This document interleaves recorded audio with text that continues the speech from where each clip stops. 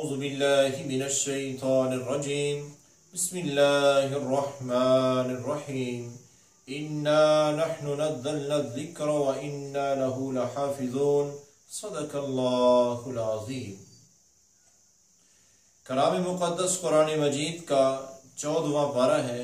اللہ رب العزت کا فرمان ہے۔ اللہ تعالیٰ فرماتے ہیں انا نحن نزلنا الذکر وانا له لحافظون، یقیناً ہم نے ہی اس ذکر کو نازل کیا ہے اور ہم ہی اس کی حفاظت کرنے والے ہیں۔ یعنی کہ قرآن مجید کے متعلق اللہ فرماتے ہیں کہ اس قرآن کو ہم نے نازل کیا اور ہم اس کی حفاظت فرمائیں گے۔ اب اس کی حفاظت کے لیے اللہ نے ایسا انداز اپنایا ہوا ہے کہ اس کو ختم کرنا قرآن مجید کو ناممکن سے بھی ناممکن ہے۔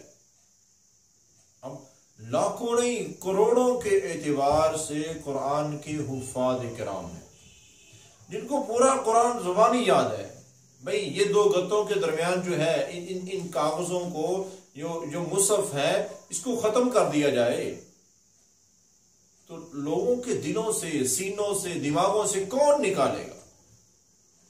ایسا نظام اللہ نے بنا دیا ہے۔ اور پھر اصل بات یہ نہیں ہے، اب یہاں بھی ایک بہت بڑی غلط فہمی ہے۔ ہم سمجھتے ہیں کہ میں نے قرآن مجید حفظ کر لیا ہے، میں نے اپنے بچے کو، اپنی بچی کو قرآن مجید حفظ کرا دیا ہے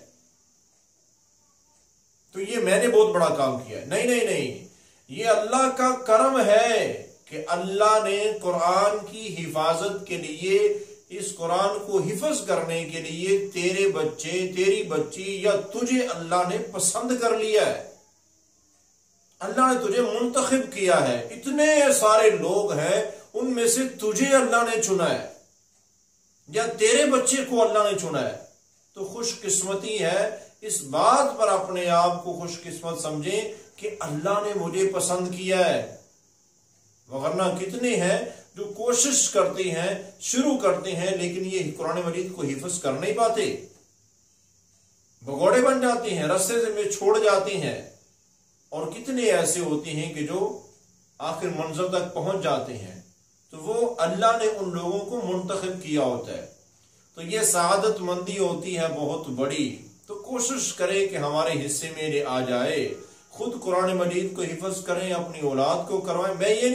اب اس کا مطلب یہ نہیں ہوتا ہے کہ قرآن مجید کو حفظ کر لیا ہے تو اب کسی مسجد میں ہی بیٹھنا ہے اور کچھ بندہ کر ہی نہیں سکتا۔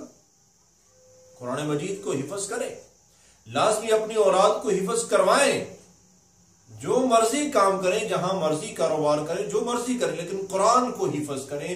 یہ بہت بڑا اعزاز ہے، جتنا کہہ سکیں اس سے بھی بڑا اعزاز ہے۔ اللہ تعالیٰ عطا فرما دے صحیح۔ تو اس کو حفظ کی کوشش خود اپنے بچوں کو اس کوشش میں لگائیں، لیکن ساتھ ساتھ اللہ سے دعا بھی کریں کہ یا اللہ ہمیں توفیق دے، ہماری مدد فرما، ہمیں ان لوگوں میں شامل فرما جن کو آپ نے منتخب کر لیا ہے قرآن مجید کی حفظ کے لیے۔ اور اسی پارے میں 14ویں پارے میں اللہ تعالیٰ فرماتے ہیں، ایک مکمل تفصیل کے ساتھ واقعہ اللہ نے بیان کیا شیطان کا اور آدم علیہ السلام کا کہ وَلَقَدْ خَلَقْنَا الْإِنسَانَ مِنْ صَلْصَالٍ مِنْ حَمَإٍ مَسْنُونٍ، کہ ہم نے انسان کو جب پیدا کیا تو فرشتوں کو حکم دیا، شیطان ابلیس وہاں موجود تھا کہ سجدہ کرو، سبھی نے سجدہ کیا، اس نے انکار کر دیا۔ اللہ نے پوچھا تو نے انکار کیوں کیا؟ تو اس نے جواب دیا کہ خَلَقْتَهُ مِنْ صَلْصَالٍ مِنْ حَمَإٍ مَسْنُونٍ، کہ اس کو اللہ تو نے ایسی مٹی سے، ایسی خشک مٹی اور گوبر یعنی گارے جیسی مٹی سے تو نے اس کو بنایا ہے، اور یہ ایسی مٹی ہوتی ہے جس میں سے بو آنا، یعنی اس نے وہ حجتیں پیش کی کہ یہ انسان حقیر ہے، کیونکہ اس کے اندر اصل میں ابلیس میں تکبر آ گیا تھا کہ میں بڑا ہوں، یہ حقیر ہے۔ تو بہرحال اس نے انکار کیا تو اللہ نے اس کو کہا کہ تو یہاں سے نکل جا، قیامت تک تجھ پر میری لعنت برسے گی۔ تو اس نے آگے سے اللہ سے مہلت مانگی کہ یا اللہ مجھے اب قیامت تک مہلت دے دیجیے۔ کرنا کیا چاہتا ہوں میں؟ کرنا یہ چاہتا ہوں کہ یہ انسان جس کی وجہ سے مجھ پر لعنت ہوئی ہے، اس کو میں تیرے قریب نہیں آنے دوں گا۔ اللہ نے کہا چلو ٹھیک ہے، یہ بھی مقابلہ چلے گا، پھر انسان کی آزمائش اور امتحان ہے یہ۔ اب ادھر شیطان ہے، ادھر رحمان ہے، یہ کام چل پڑا ہے۔ اپنے آپ کو جس کے پیچھے مرضی لگا لیں، شیطان کے پیچھے یا رحمان کے پیچھے چلا لیں۔ تو شیطان نے کیا کہا تھا کہ میں سارے انسانوں کو گمراہ کر لوں گا الا عبادک منہم المخلصین. اسے بھی پتا تھا کہ یا اللہ جن کے اندر اخلاص ہوگا، جو مخلص مومن ہوں گے وہ بچیں گے بس. یہ اس نے بھی کہا تھا. تو اللہ تعالیٰ نے بھی یہی کہا ان عبادی لیس لک علیہم سلطان. جو میرے صحیح معنوں میں بن جائیں گے نا، جو سچے مخلص مومن بن جائیں گے، ان پر تیرا کوئی وار اثر نہیں کرے گا. یہ اللہ نے شیطان کو کہا. جو میری پناہ میں صحیح معنوں میں، اللہ کیا کہتے ہیں، جو میری پناہ میں صحیح معنوں میں آ جائیں گے ان کا تو کچھ نہیں بگاڑ سکتا. تو یہاں پر میرے بھائیوں ہمارے لیے بہترین سبق یہ ہے کہ ہم ایک تو یہ ہے کہ مخلص مومن بنے. کوئی گناہ چھوڑ رہے ہیں تو خالصتاً اللہ کی رضا کے لیے، کسی نیکی کے کام کو کرنے کا ہم ارادہ رکھتے ہیں تو مقصد صرف اللہ کو راضی کرنا. کوئی بھی نیکی کریں اس کا طریقہ وہ ہو جو ہمارے پیارے نبی صلی اللہ علیہ وسلم نے بتایا ہے. سنت کے مطابق اعمال نیک کرنے کی کوشش کریں. یہ اخلاص.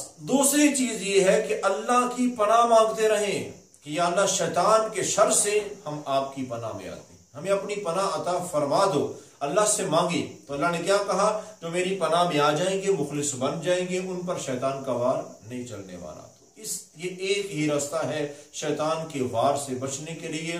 آسان لفظوں میں جہنم سے بچنے، کیونکہ شیطان جہنمی ہے، اس کے پیروکار جہنمی ہے. تو ان جہنم سے بچنے کے لیے اللہ اس کے رسول کی اطاعت مخلص ہو کر کریں تو پھر کامیابی لازمی مل جائے گی. اللہ تعالیٰ ہم سب کو اخلاص عطا فرمائے اور شیطان کے مقابلے میں اللہ ہمیں اپنی خاص پناہ عطا فرمائے. اور اسی پارے میں آگے چلتے ہوئے اللہ تعالیٰ کا فرمان ہے کہ وَعَلَامَاتٍ وَبِالنَّجْمِ هُمْ يَهْتَدُونَ، کہ یہ ستارے جو ہیں یہ تمہاری رہنمائی کے لیے ہیں. ستاروں سے رہنمائی کیسے؟ اب تو بھئی ہمارے سڑکیں بنی ہوئی ہیں نا، سڑکیں بنی ہوئی ہیں اور کمپیوٹرائز سسٹم آ گئے ہیں. کمپیوٹر بتاتا ہے ہوا میں ہم کہاں جا رہے ہوتے ہیں، سمندروں میں کہاں جا رہے ہوتے ہیں. اس وقت یہ نہیں تھا. اللہ نے کہا تھا کہ اللہ نے یہ بھی قرآن میں بتایا ہوا ہے کہ یہ ہونے والا ہے. آگے یہ چیزیں ہیں کہ جو اب آ چکی اللہ نے پہلے بتا دیا تھا. لیکن اس وقت اللہ نے کیا کہا کہ ان ستاروں سے تم رہنمائی لے سکتے ہو. بس اللہ نے ان کو آسمان کی زینت کے لیے بنایا ہے، شیطانوں کو مارنے کے لیے بنایا، لیکن تم نے کیا کرنا ہے، تم ان ستاروں سے رہنمائی لے سکتے ہو، راستہ تلاش کر سکتے ہو. پہلے کیا ہوتا تھا، سمندر میں کشتی جا رہی ہے، کئی دنوں کا سفر ہے، بہت اب لامحدود سمندر. اب جدھر بھی روشنی، جدھر بھی رات کے اندھیرے میں خاص کر کے ہر طرف اندھیرا ہے، پانی ہے، ہوا جدھر کوئی، لہریں جدھر کو اٹھی، کشتی کا رخ بدل جاتا، کسی کو پتہ ہی نہیں چلتا تھا. رات دن کو کسی اور طرف جا رہے، رات کو کسی اور طرف، صبح ہوتی تو کوئی اور منظر بننی پڑی ہوتی تھی. تو اس وقت اہل علم جو ستاروں کو جانتے تھے، فلاں ستارے کو اپنی سمت میں رکھتے ہوئے ہم اس طرف کو چلیں گے تو ہم اپنی منزل کی طرف سیدھے ہیں. تو رات کے اندھیرے میں وہ ستاروں کو اپنی سمت میں رکھتے ہوئے سیدھے چل پڑتے تھے. تو اللہ نے کہا یہ کام جائز ہے ستاروں کے متعلق. لیکن نبی کائنات صلی اللہ علیہ وسلم کا فرمان ہے کہ ستاروں کے متعلق اور قسم کا علم نجوم جسے کہتے ہیں، وہ علم حاصل کرنا 100% حرام ہے دین اسلام میں. آپ دیکھتے ہیں نجومی بابا بیٹھے ہوتے ہیں، بے وقوف قسم کے لوگ ان کے پاس جاتے ہیں، عقل سے آری لوگ جاتے ہیں. آج بچہ پیدا ہوا ہے تو علم نجوم جاننے والے کے پاس، علم نجوم رکھنے والے کے پاس جاتے ہیں. جی ہمارے بچے کے متعلق آپ بتائیں کہ ستاروں کا علم ہمارے بچے کے متعلق کیا کہتا ہے. آپ کے بچے کا ستارہ بڑے عروج پر ہے، جو آپ کے بچے سے منسلک ستارہ ہے. اور بھائی یہ بچہ آج پیدا ہوا ہے، ستارہ ہزاروں سال پہلے سے ہے، وہ اپنے مدار میں ہے، اللہ نے جس کام میں لگایا وہ لگا ہوا ہے، تجھے کس نے خبر دے دی ہے؟ یعنی یہ ساری پخنڈ بازی ہے، جھوٹ ہے، اور اللہ کو بالکل ناپسند ہے. فلاں ستارے کی گردش ہوگی تو بارش برسے گی.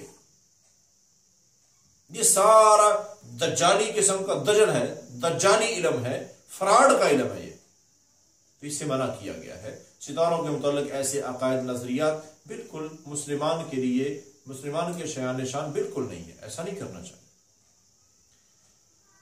لیکن ہم دیکھتے ہیں کچھ ایسے مقامات پر کہ اللہ تعالیٰ کا فرمان ہے کہ دیکھو تم ستاروں کو مانو یا کسی بھی اور کو مانو، اللہ کے علاوہ تم جس کو بھی مانو گے، اللہ تعالیٰ اس کی متعلق وضاحت کے ساتھ فرماتے ہیں کہ وَالَّذِينَ يَدْعُونَ مِن دُونِ اللَّهِ لَا يَخْلُقُونَ شَيْئًا وَهُمْ يُخْلَقُونَ۔ اسی چوتھے پارے میں اللہ کا فرمان ہے کہ جن کو بھی تم پکارتے ہو، چاہے کسی ستارے کو پکارتے ہو، لوگ پوجا کرتے ہیں، ستاروں کی پوجا کرتے ہیں، میرا تو فلاں ستارہ ہے، میں اس کو راضی کر لوں تو بس میں تو ہر وقت خوش رہوں گا، میرے بارے نہیں آ رہے۔ غلط بات، باطل، انتہائی گھٹیا نظریہ ہے۔ جیسے وہ ہندوؤں نے کر رکھا ہے، وہ ایک بت بنا لیتے ہیں خود ہی اور اس بت کے سامنے جھکنا شروع کر دیتے ہیں، اس کی پوجا شروع کر دیتے ہیں، اور وہ بت کوئی 2-3 ہزار کا ملتا ہے جو بڑا بنا ہوتا ہے، مندر میں وہ بڑا ہوا ہے، اب گھر میں اتنی جگہ نہیں ہے تو وہ 200-300 کا چھڑا لے آتے ہیں، اگر کسی گاڑی میں اتنی جگہ بھی نہیں ہے گھر جتنی بھی تو وہ 20-30 روپے کا لے، یہ 20-30 روپے کا خدا لے رہے ہیں۔ استغفر اللہ، عقل بھی ماتم ہی ہے، ماتم کرنا بھی جائز نہیں ہے۔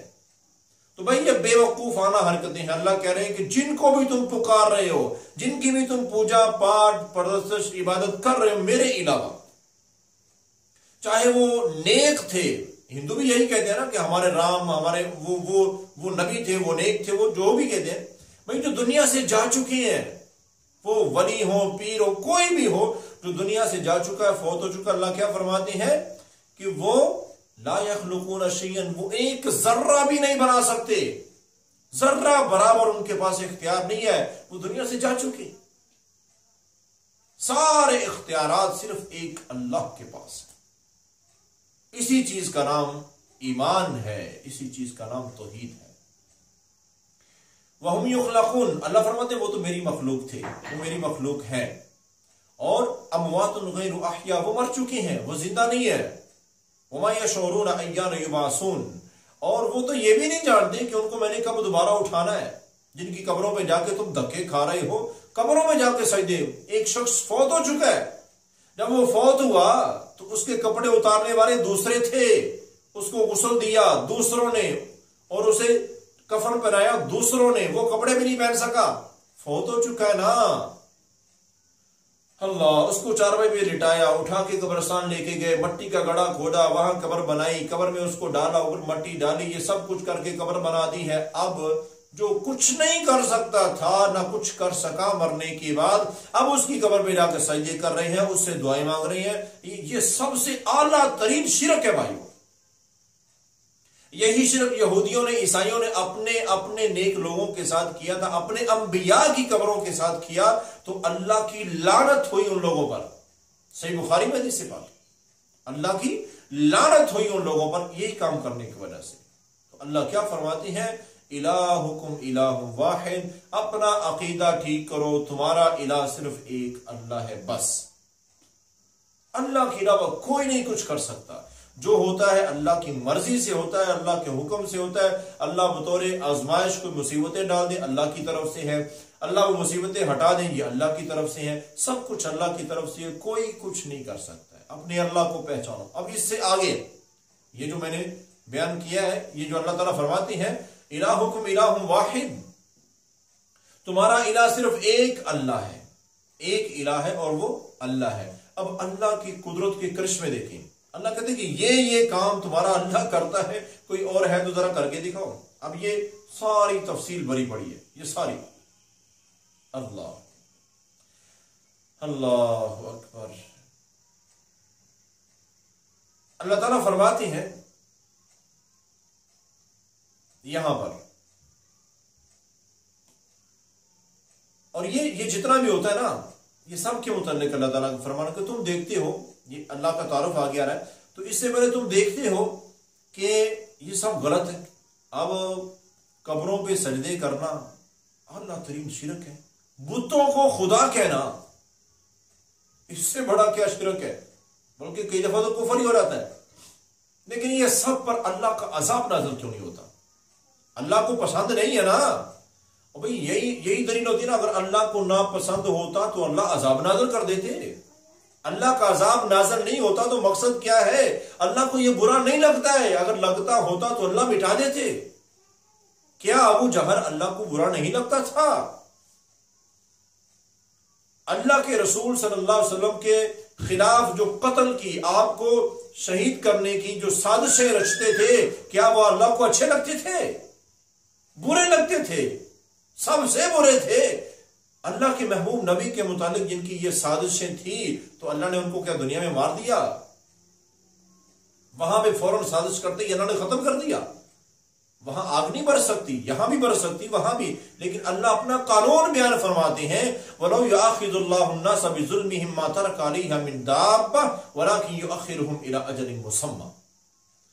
اللہ تعالیٰ کا فرمان ہے کہ یہ تو میں نے انسان کو یہی تو اختیار دیا ہے، جو مرضی کر، اللہ کو مان یا نہ مان، وہ تجھے ساری نعمتوں سے نوازے گا دنیا میں رہتے ہوئے، لیکن یاد رکھ بری چیز اللہ نے اگر ڈیل دی ہے تو وہ جائز نہیں ہو گئی۔ اللہ فرماتے ہیں وَلَوْ يَأْخِذُ اللَّهُ النَّاسَ بِظُلْمِهِمْ، اگر اللہ تمہارے گناہوں کی وجہ سے زمین والوں تم کو اللہ پکڑنا شروع کر دے، سزائیں دینی شروع کر دے، مَا تَرَكَ عَلَيْهَا مِن دَابَّةٍ، ایک بھی انسان نہیں بچے گا، ایک بھی نہیں بچے گا، سارے ختم ہو جائیں گے، گناہ سبھی کے پاس ہیں۔ وَلَكِنْ يُؤَخِّرُ اللَّهُ وَلَكِنْ يُؤَخِّرُهُمْ إِلَى أَجَلٍ مُّسَمًّى، اللہ نے ایک وقت مقرر کیا ہے، وہ ہے موت کا وقت، وہاں تک اللہ نے سبھی کو ڈیل دے رکھی ہے۔ اور اللہ کیا فرماتے ہیں فَإِذَا جَاءَ أَجَلُهُمْ لَا يَسْتَأْخِرُونَ سَاعَةً وَلَا يَسْتَقْدِمُونَ، جب وہ موت کا وقت آ جائے گا پھر تمہارا اختیار ختم ہے، پھر ایک لمحہ بھی آگے پیچھے نہیں ہونے والا، اس کے بعد پھر جزا سزا ہے۔ اس سے پہلے اللہ نے امتحان کے لیے سب کو آزاد چھوڑ، اما شاکرن و اما کفورا، جیسے مرضی جیو، جو مرضی کرو، لیکن آخرت میں اللہ رسول کی اطاعت کرنے والے کامیاب ہیں، باقی سارے ناکام۔ اب اس سے آگے میں کہہ رہا تھا کہ اللہ کی قدرت کے کرشمے دیکھیے، اوروں کو خدا مانتے ہیں، اوروں کی پوجا کرتے ہیں، اوروں سے دعائیں مانگتے ہیں، اوروں کے حضور سجدے کرتے ہیں جو اللہ کے حقوق ان کو دے رہے ہیں، تو پھر دیکھیے وَإِنَّ لَكُمْ فِي الْأَنْعَامِ لَعِبْرَةً نُسْقِيكُم مِّمَّا فِي بُطُونِهِ مِن بَيْنِ فَرْثٍ وَدَمٍ لَبَنًا خَالِصًا سَائِغًا لِلشَّارِبِينَ۔ اللہ فرماتے ہیں کہ یہ میرا نظام ہے کہ میں نے جانوروں میں سے، وَإِنَّ لَكُمْ فِي الْأَنْعَامِ لَعِبْرَةً، جانوروں کے اندر بہت بڑی عبرت ہے، اللہ کی قدرت کا بہت بڑا کرشمہ تمہیں نظر آئے گا۔ اللہ دکھا رہے ہیں کہ دیکھو جانور چارہ کھاتے ہیں، چوپاہے چارہ کھاتی ہے، گائے، بھینس، بھیڑ بکری، اونٹنی، یہ چارہ کھاتی ہیں، گھاس پھوس یہ چارہ کھاتی ہیں، اور چارہ سبز رنگ کا ہوتا ہے، سبز یا خشک کھاتی ہیں، اور ایک رنگ کی چیز انہوں نے کھائی ہے، اب اس میں سے خون بھی بنتا ہے، وہ سرخ رنگ کا ہے، اس میں کہیں سبز رنگ نہیں ہے، اور اسی سے گوبر بھی بنتا ہے، اور خون اور گوبر کے درمیان سے اللہ شفاف چمکتا ہوا سفید رنگ کا دودھ بھی دیتے ہیں، دودھ بھی بنا رہے ہیں، جیسے خون بن رہا ہے، گوبر بن رہا ہے، اور سفید شفاف دودھ، لبنن خالص دودھ، سائغا للشاربین، بڑا مزیدار اور لذت سے بھرا ہوا مشروب اللہ ہمیں وہاں سے عطا کر رہے ہیں۔ تو کوئی ہے اللہ کے علاوہ جو ایسا نظام بنائے اور چلا کے دکھائے؟ آؤ بناؤ دکھاؤ،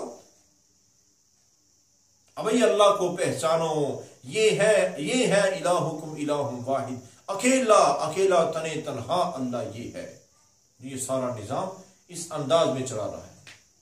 اور اس سے آگے دیکھیں وَأَوْحَى رَبُّكَ إِلَى النَّحْلِ أَنِ اتَّخِذِي مِنَ الْجِبَالِ بُيُوتًا وَمِنَ الشَّجَرِ وَمِمَّا يَعْرِشُونَ۔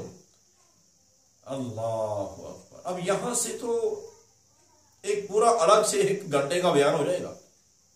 اللہ کہتے ہیں کہ ہم نے شہد کی مکھی کو ایک حکم دیا، وَأَوْحَى رَبُّكَ، اللہ نے ایک حکم دیا شہد کی مکھی کو کہ تو نے اس طرح سے شہد بنانا ہے۔ ہزاروں سال گزر گئے، کروڑوں اربوں نہیں کھربوں کے اعتبار سے مکھیاں مر چکی ہیں، ایک اللہ نے جو حکم، اپنے لفظوں میں ہم کہیں، جو اللہ نے ایک سافٹ ویئر ان کے دماغ میں انسٹال کر دیا، ان کے دماغ کی جو پروگرامنگ کر دی ہے، آج تک وہ ایسے چل رہا ہے، شہد کے ذائقے میں کوئی فرق نہیں۔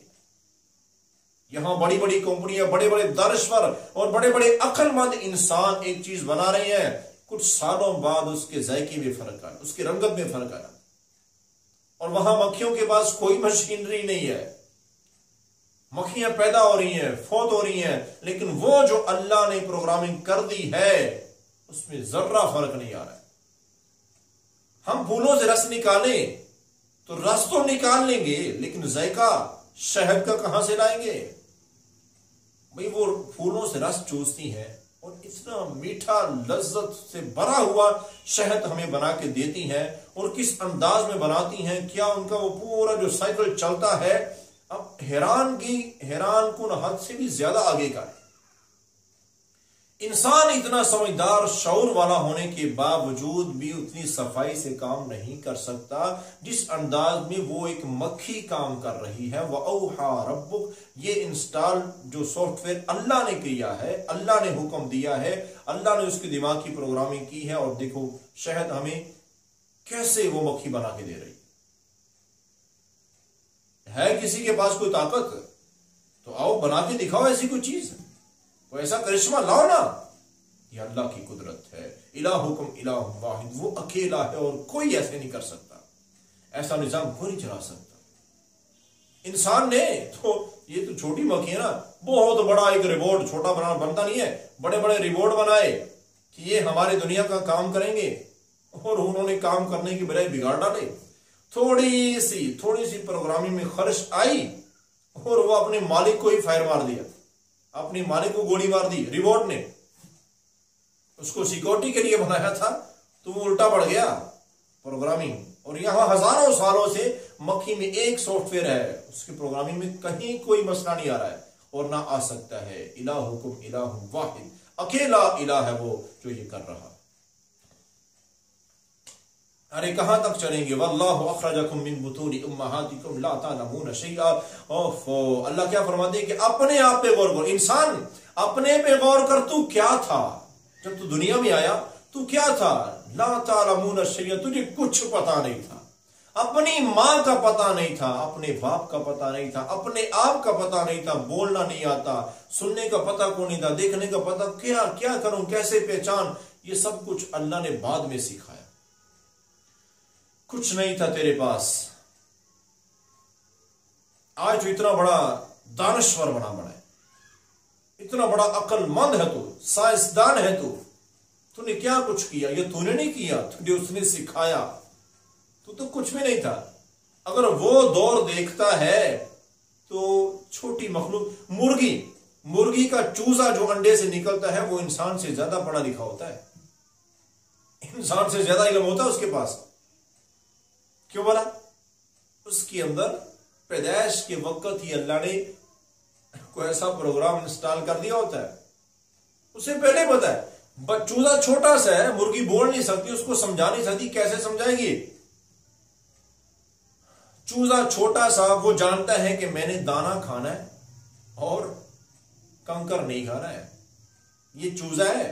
اور ادھر انسان کا بچہ جب پیدا ہوتا ہے، اس کے منہ میں دودھ ڈالتے ہیں، اسے پینے کا طریقہ کو نہیں آتا، بار بار ماں کو سکھانا پڑتا ہے کہ بیٹا ایسے پینا ہے۔ مرغی کو سکھانا نہیں پڑتا کہ ایسے چوگا، ایسے تو نے دانا چننا ہے، نہیں سکھانا پڑتا، اللہ نے سکھا رکھا۔